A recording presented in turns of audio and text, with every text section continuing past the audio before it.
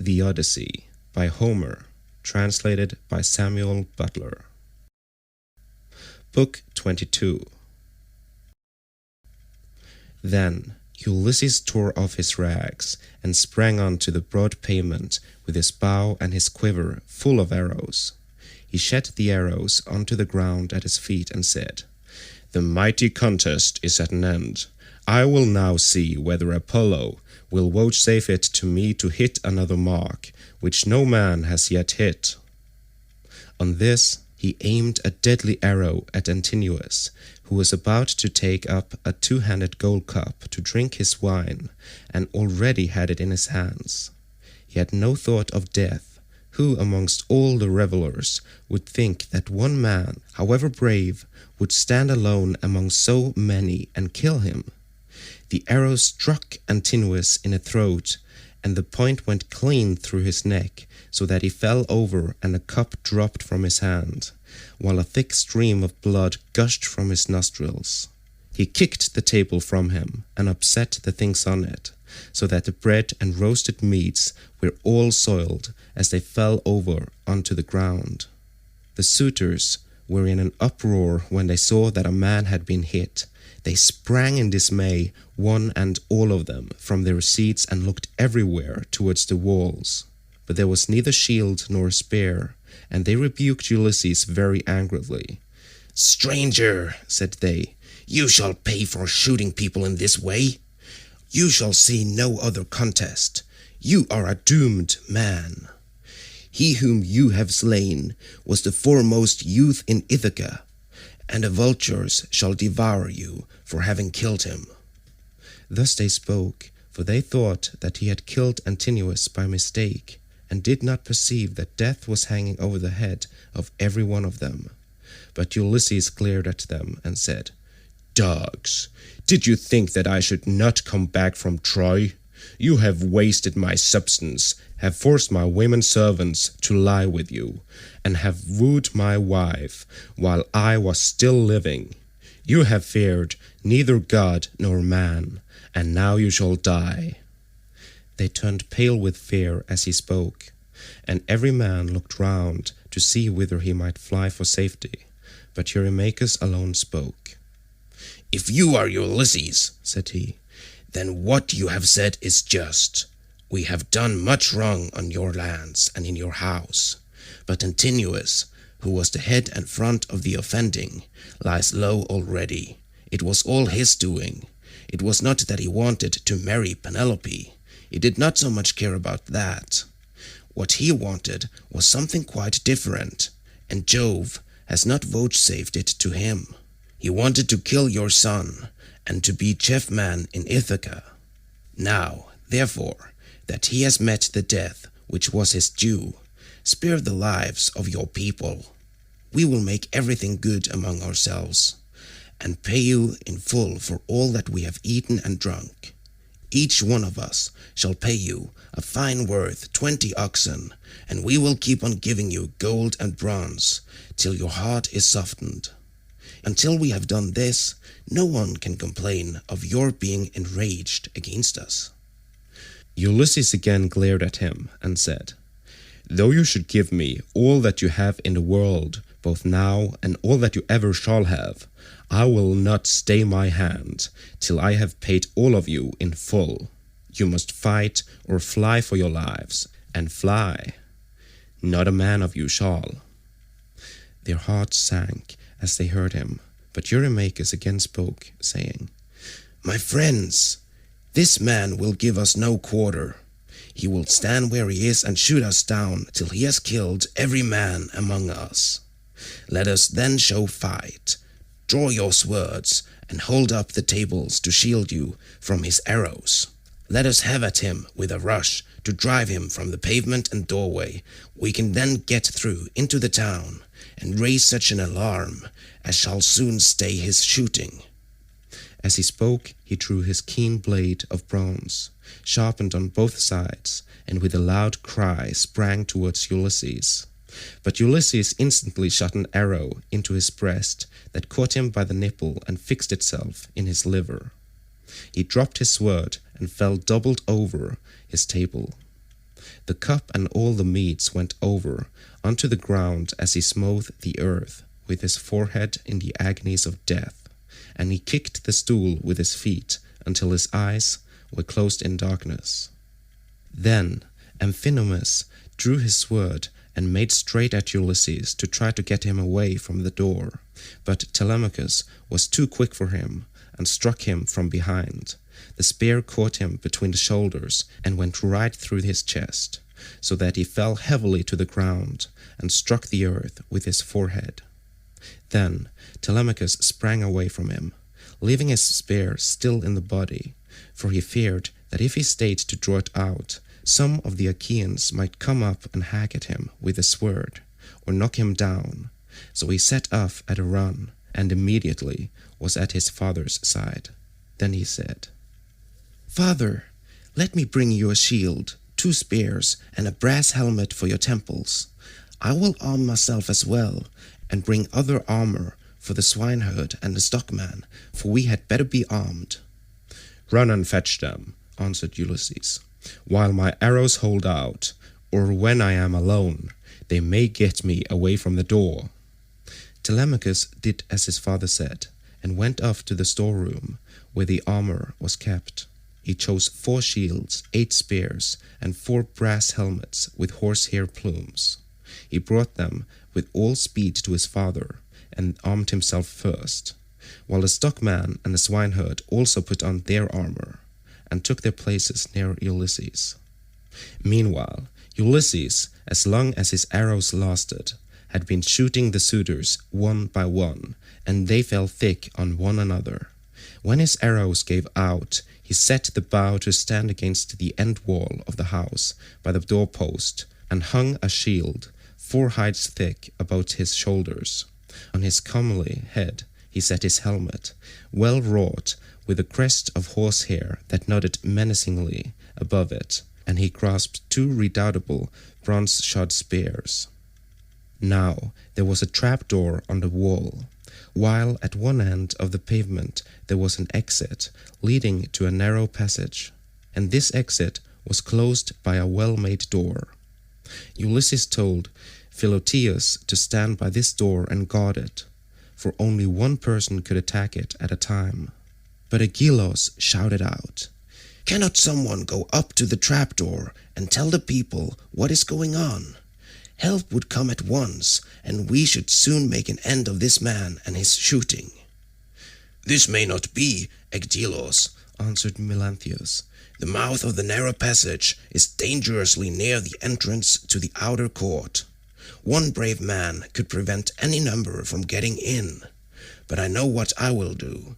I will bring your arms from the storeroom, for I am sure it is there that Ulysses and his son have put them." On this, the goatherd Melanthius went by back passages to the storeroom of Ulysses' house.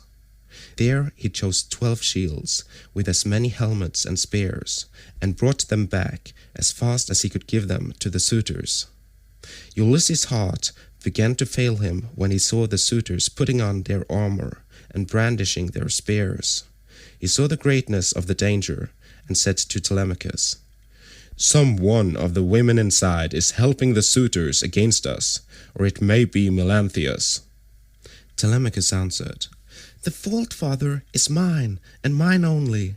I left the storeroom door open, and they have kept a sharper lookout than I have.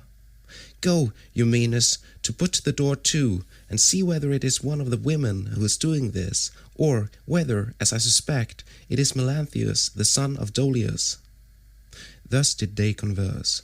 Meanwhile, Melanthius was again going to the storeroom to fetch more armor, but the swineherd saw him, and said to Ulysses, who was beside him, "Ulysses, noble son of Laertes, it is that scoundrel Melanthius, just as we suspected, who is going to the storeroom. Say, shall I kill him, if I can get the better of him? Or shall I bring him here, that you may take your own revenge for all the many wrongs that he has done in your house?" Ulysses answered, "Telemachus and I will hold these suitors in check, no matter what they do.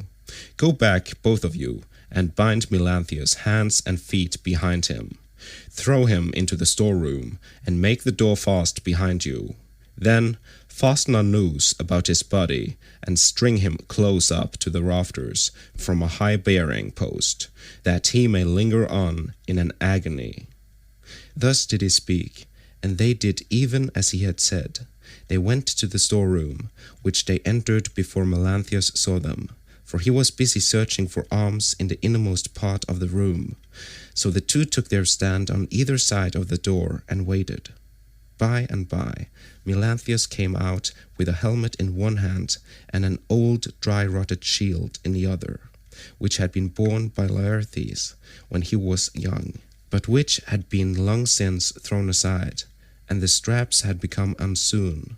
On this the two seized him, dragged him back by the hair, and threw him struggling to the ground. They bent his hands and feet well behind his back, and bound them tight together with a painful bond as Ulysses had told them. Then they fastened a noose about his body and strung him up from a high pillar till he was close up to the rafters. And over him did you then vaunt, O swineherd Eumaeus, saying, "Melanthius, you will pass the night on a soft bed as you deserve. You will know very well when morning comes from the streams of Oceanus, and it is time for you to be driving in your goats for the suitors to feast on." There, then, they left him in a very cruel bondage, and having put on their armor, they closed the door behind them, and went back to take their places by the side of Ulysses, whereon the 4 men stood in the cloister, fierce and full of fury. Nevertheless, those who were in the body of the court were still both brave and many.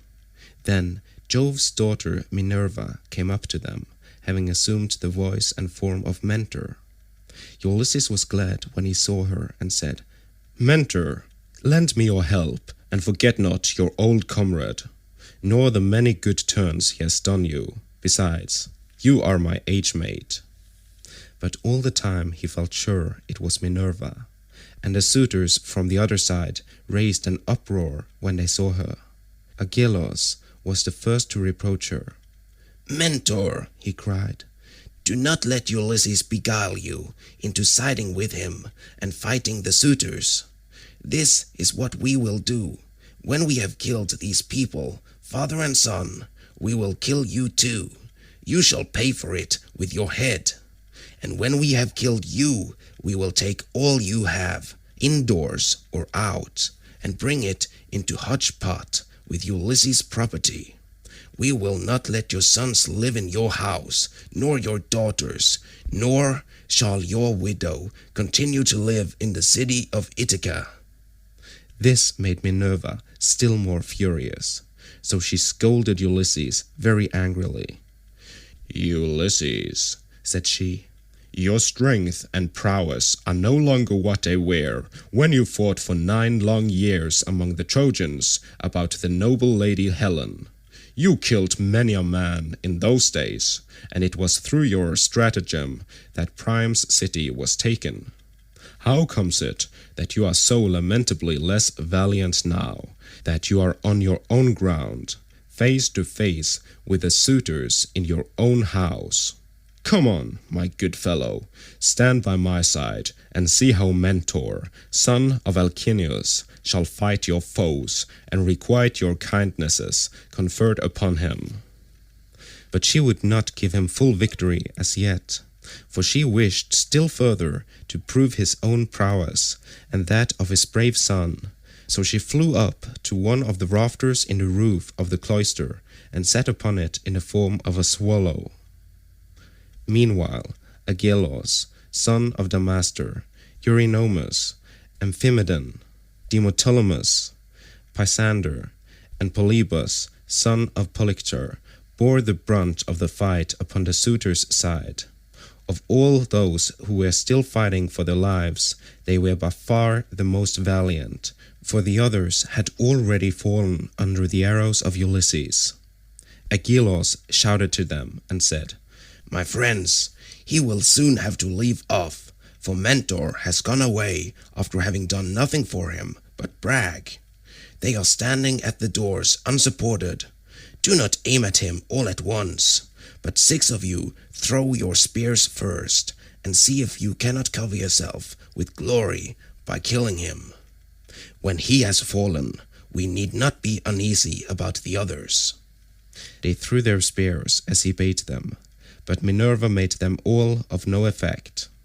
One hit the doorpost, another went against the door, the pointed shaft of another struck the wall, and as soon as they had avoided all the spears of the suitors, Ulysses said to his own men, "My friends, I should say we too had better let drive into the middle of them, or they will crown all the harm they have done us by killing us outright." They therefore aimed straight in front of them and threw their spears. Ulysses killed Demoptolemus, Telemachus, Eurytus, Eumaeus, Elatus, while the stockman killed Pisander. These all bit the dust, and as the others drew back into a corner, Ulysses and his men rushed forward and regained their spears by drawing them from the bodies of the dead. The suitors now aimed a second time, but again Minerva made their weapons for the most part without effect. One hit a bearing post of the cloister, another went against the door, while the pointed shaft of another struck the wall. Still, Amphimedon just took a piece of the top skin from off Telemachus's wrist, and Ctesippus managed to graze Eumaeus' shoulder above his shield, but the spear went on and fell to the ground. Then Ulysses and his men let drive into the crowd of suitors. Ulysses hit Eurydamas, Telemachus, Amphimedon, and Eumaeus Polybus. After this, the stockman hit Ctesippus in the breast and taunted him, saying, "Foul-mouthed son of Polytherus, do not be so foolish as to talk wickedly another time, but let heaven direct your speech, for the gods are far stronger than men. I make you a present of this advice, to repay you for the foot which you gave Ulysses when he was begging about in his own house." Thus spoke the stockman, and Ulysses struck the son of Damastor with a spear in close fight, while Telemachus hit Leocritus, son of Evenor, in the belly, and the dart went clean through him, so that he fell forward full on his face upon the ground. Then Minerva, from her seat on the rafter, held up her deadly aegis, and the hearts of the suitors quailed. They fled to the other end of the court, like a herd of cattle maddened by the gadfly in early summer when the days are at their longest. As eagle-beaked, crook-taloned vultures from the mountains swoop down on the smaller birds that cower in flocks upon the ground and kill them, for they cannot either fight or fly, and lookers on enjoy the sport. Even so did Ulysses and his men fall upon the suitors and smite them on every side. They made a horrible groaning as their brains were being battered in, and the ground seethed with their blood. Leiodes then caught the knees of Ulysses and said, "Ulysses, I beseech you, have mercy upon me and spare me. I never wronged any of the women in your house, either in word or deed, and I tried to stop the others. I saw them, but they would not listen, and now they are paying for their folly. I was their sacrificing priest. If you kill me, I shall die without having done anything to deserve it, and shall have got no thanks for all the good that I did." Ulysses looked sternly at him and answered, "If you were their sacrificing priest, you must have prayed many a time that it did be long before I got home again, and that you might marry my wife and have children by her. Therefore you shall die." With these words he picked up the sword that Agelaus had dropped when he was being killed, and which was lying upon the ground. Then he struck Leiodes on the back of his neck, so that his head fell rolling in the dust while he was yet speaking. The minstrel Phemius, son of Terpes, he who had been forced by the suitors to sing by them, now tried to save his life. He was standing near towards the trap-door, and held his lyre in his hand. He did not know whether to fly out of the cloister and sit down by the altar of Jove that was in the outer court, and on which both Laertes and Ulysses had offered up the thigh bones of many an ox, or whether to go straight up to Ulysses and embrace his knees. But in the end he deemed it best to embrace Ulysses' knees. So he laid his lyre on the ground between the mixing bowl and the silver-studded seat. Then, going up to Ulysses, he caught hold of his knees and said, Ulysses, I beseech you have mercy on me and spare me. You will be sorry for it afterwards if you kill a bard who can sing both for gods and men as I can. I make all my lays myself, and heaven visits me with every kind of inspiration. I would sing to you as though you were a god. Do not therefore be in such a hurry to cut my head off. Your own son, Telemachus, will tell you that I did not want to frequent your house and sing to the suitors after their meals, but they were too many and too strong for me, so they made me. Telemachus heard him, and at once went up to his father. Hold, he cried.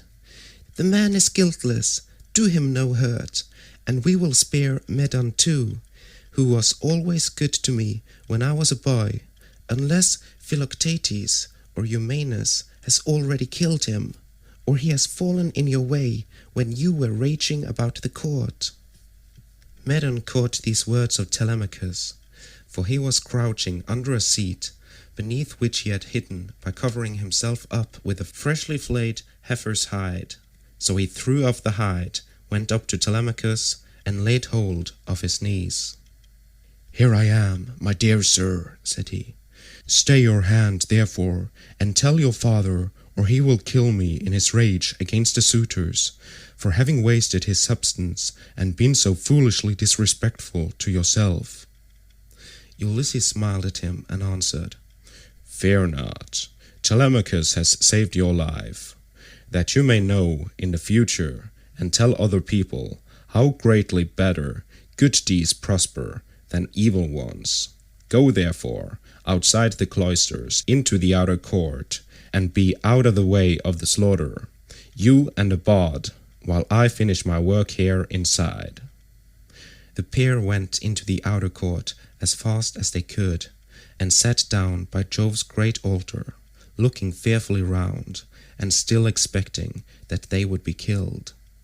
Then Ulysses searched the whole court carefully over, to see if anyone had managed to hide himself and was still living, but he found them all lying in the dust and weltering in their blood.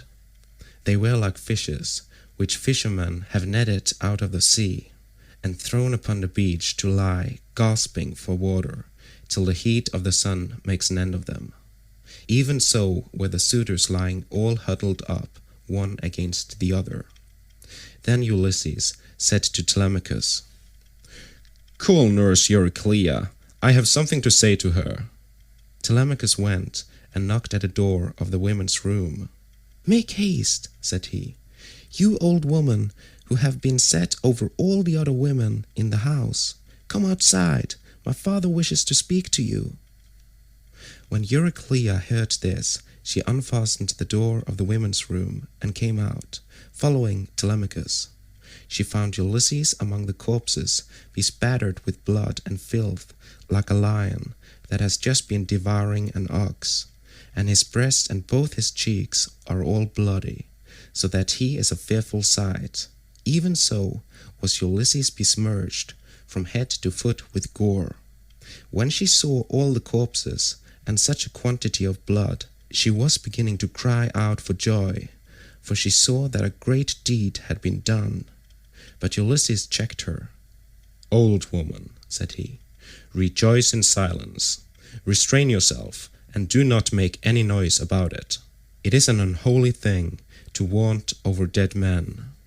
Heaven's doom and their own evil deeds have brought these men to destruction, for they respected no man in the whole world, neither rich nor poor, who came near them, and they have come to a bad end as a punishment for their wickedness and folly. Now, however, tell me which of the women in the house have misconducted themselves, and who are innocent." "I will tell you the truth, my son," answered Euryclea. "There are 50 women in the house whom we teach to do things such as carding wool and all kinds of household work. Of these, 12 in all have misbehaved, and have been wanting in respect to me, and also to Penelope. They showed no disrespect to Telemachus, for he has only lately grown, and his mother never permitted him to give orders to the female servants. But let me go upstairs and tell your wife all that has happened, for some god has been sending her to sleep."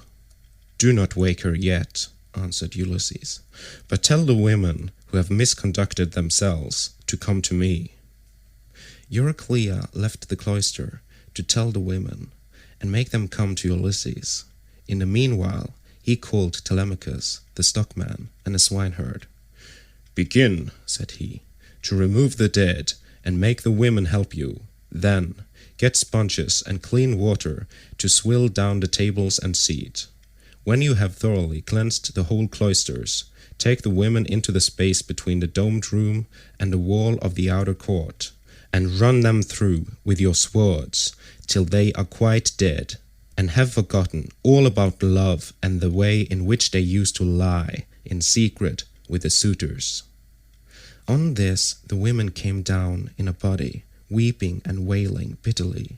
First they carried the dead bodies out, and propped them up against one another in a gatehouse. Ulysses ordered them about, and made them do their work quickly, so they had to carry the bodies out.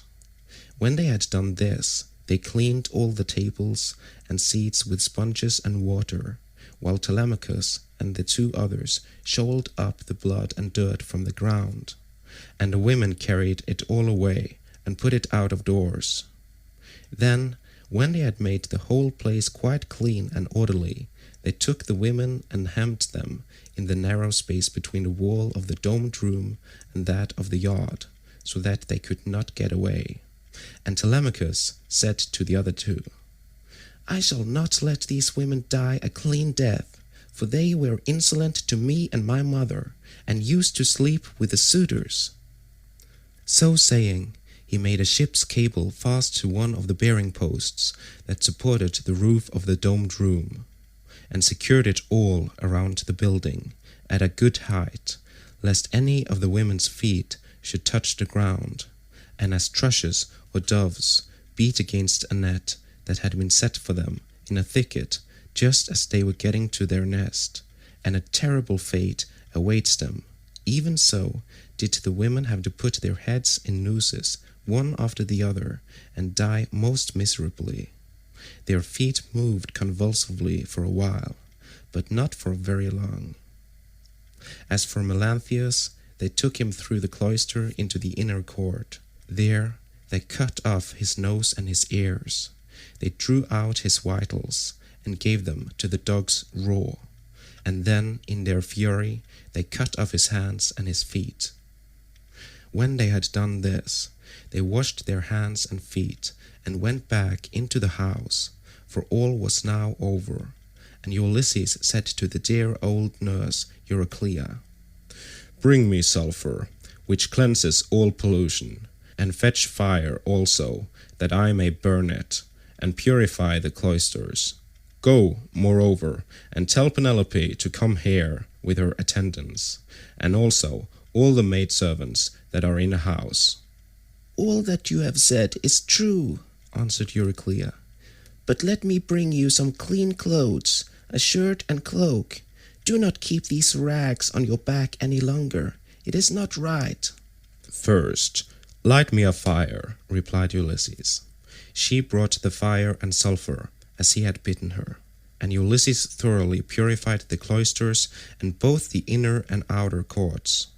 Then she went inside to call the women and tell them what had happened, whereon they came from their apartment with torches in their hands, and pressed round Ulysses to embrace him, kissing his head and shoulders, and taking hold of his hands. It made him feel as if he should like to weep, for he remembered every one of them.